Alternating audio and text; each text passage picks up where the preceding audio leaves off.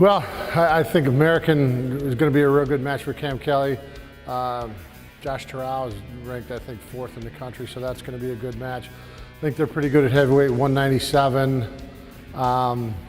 maybe 149 as well. So I think that should be a good dual meet. I mean, there's some good individual matches in there, and that'll be our first meet on the road for that weekend. And I expect us to go out and wrestle pretty hard, and good things will happen. It needs to be consistent. It needs to be the same thing every time you go out there, and you're looking for your leg attacks. You're get a takedown in the first period, ride the guy out, grind on him a little bit, wear him out, and then if you're going to build a lead, you build the lead in the second and the third period. So that's kind of our plan every time out. That's kind of what we need to do. And I thought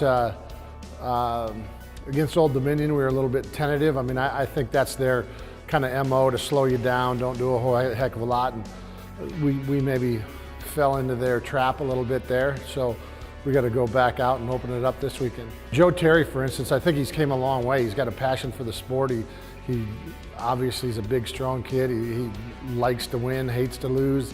And I think for him, it's a matter of, getting his offense down.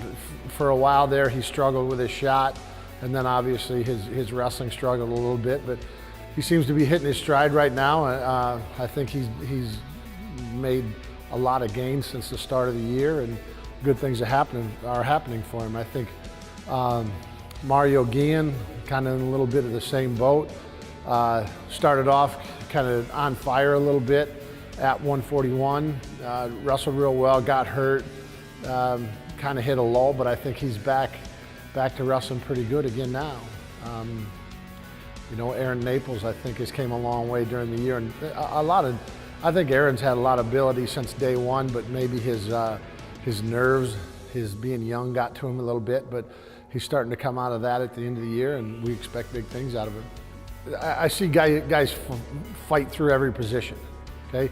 And you see it out on the mat, and that's kind of what you expect, but over the course of a 6 or 7 month season, every day in here, I think sometimes that's hard to do, but you see guys do it day in and day out.